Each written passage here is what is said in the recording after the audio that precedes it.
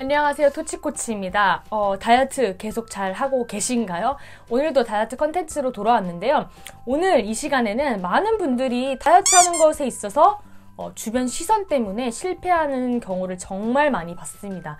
그래서 다이어트 한다고 좀 하기 뭐하고 살 빼요 라고 하기 뭐하고, 특히 이제 사람들과의 식사 자리, 외식 자리, 회식 자리, 집에서라든지 이럴 때 그런 걸로 많이 이제 어려움을 겪으시는 분들이 많은데, 그럴 때 사용할 수 있는, 사람들이 그래 드시지 마세요 라고 할 수 있는 필살기들을 알려드리도록 하겠습니다. 지금 바로 Let's get it! 많은 분들이 저 다이어트 때문에 못 먹어요 이러면은 주변에서 다이어트는 무슨 다이어트야, 다이어트 내일부터 해 라고 하던가, 다이어트 때문에 지금 술 안 마신다고? 뭐 이렇게 누구씨 뭐 살 빼? 왜 이렇게 조금 먹어? 라고 하면은 아주 그냥 확 너도 살 빼야 되는데 라고 얘기하고 싶지만은 네 그냥 이렇게 하고 알아버리는 우리의 모습을 발견할 수가 있죠. 그럴 때 사용할 수 있는 스킬들을 알려드리도록 하겠습니다. 우선 제가 이제 일했을 때 제 실제 고객님 사례를 좀 들어보자면, 이분은 30대 초반 정도 되셨고 키가 한 150 중반 정도, 좀 작으신 편인데 몸무게는 한 80kg대 초반 정도 되셨습니다. 82kg 이 정도에 오셨어요. 굉장히 체중이 많이 나가는 편이었고, 그 다음에 비만이 이제 상체 비만 쪽으로 왔어요. 살이 굉장히 상체 비만 쪽으로 쪄서 복부 비만이 굉장히 심했고, 그 살이 찐 원인이 술이 굉장히 컸습니다. 회식이 굉장히 많은 회사였고, 또 술도 좋아하셔서 실제로 친구들끼리도 만나면 술을 굉장히 자주 드신다고 했어요. 그런데 너무 이제 살이 많이 쪄버리고 몸도 힘들어지니까 표현을 이렇게 하셨어요. 죽을 것 같아서 왔어요. 이렇게 말씀을 하셨거든요. 근데 그분은 진짜로 건강이 굉장히 처참한 상태였습니다. 그래서 이분이 딱 다이어트 하겠다고 마음 먹고서 회사한테 이렇게 얘기를 했답니다. 저 당뇨인데요. 병원에서 살 안 빼면 큰일 난대요. 이렇게 본인을 환자로 명명해버립니다.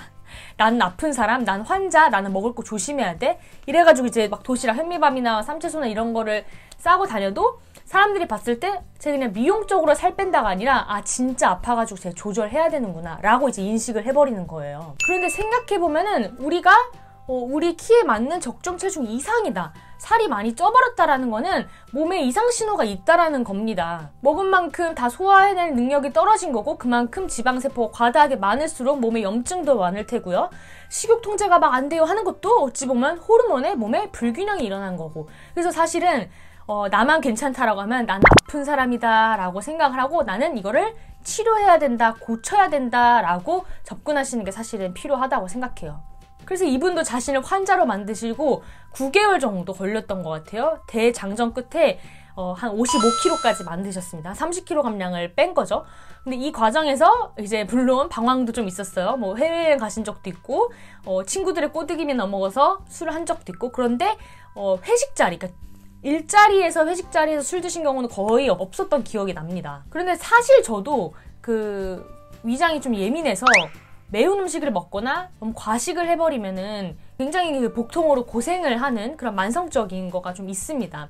그래서 저도 굉장히 조심을 해야 되는데, 그래서 사실 처음 만난 자리에서 이제 만약에 이렇게 많이 안 먹어 하면은 그냥 제 상태를 저 너무 많이 먹거나 이거 너무 매운 음식이어서 매운 음식 많이 먹으면 좀 복통이 심하다 이런 식으로 뭐 얘기를 해도 되고, 근데 만약에 원래 있었던 일자리나 주변 사람들을 만나게 되면은 병원 갔다 왔는데 위장 상태가 안 좋아서 먹는 걸 조심해야 된다고 한다더라.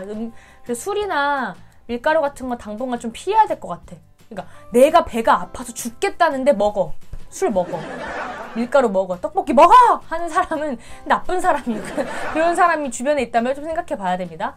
그래서 정말 아프고 내가 고쳐야 된다라는 거를 조금 깔고 가면은 더 사람들이 이해해주지 않을까. 그리고 실제로 그렇게 해서 효과를 본 분들도 많고요. 그래서 뭔가 오늘은 속이 안 좋아서요, 그렇게 오늘로 끝나버리는 핑계보다는 나는 원래 속이 안 좋은 사람, 나는 평생 관리를 해야 돼 라는 거를 조금 이렇게 넌지시 달리면은 나중에 크게 조금 이렇게 식사를 조절해도 크게 미움받지 않습니다. 관리하는 여자가 되는 거죠. 그래서 생각해보면 이거는 이제 거짓말이 아니죠, 사실이니까. 근데 약간 거짓말이 될 수도 있지만 진짜 잘 먹히는 게 뭐냐면 저 약 먹어요예요, 사실.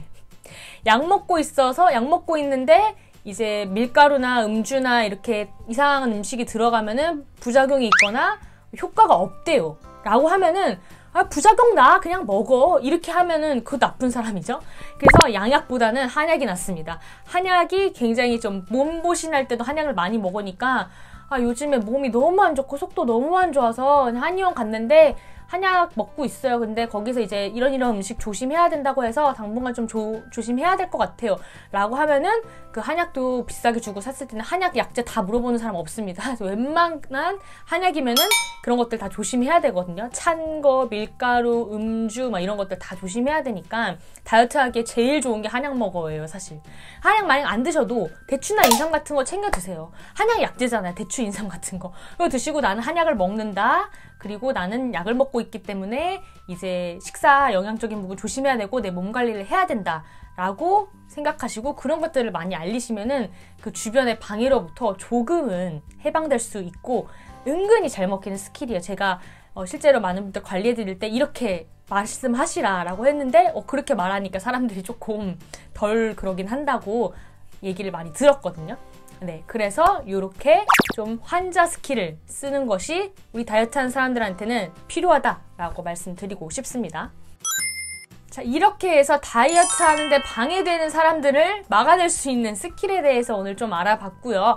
2021년에는 계획한 대로 꼭 건강한 다이어트 방법으로 성공해서 평생 유지한 유지여타가 되길 바랍니다. 다음에 더 유익하고 좋은 지식과 상식으로 돌아오겠습니다. 빠이엄!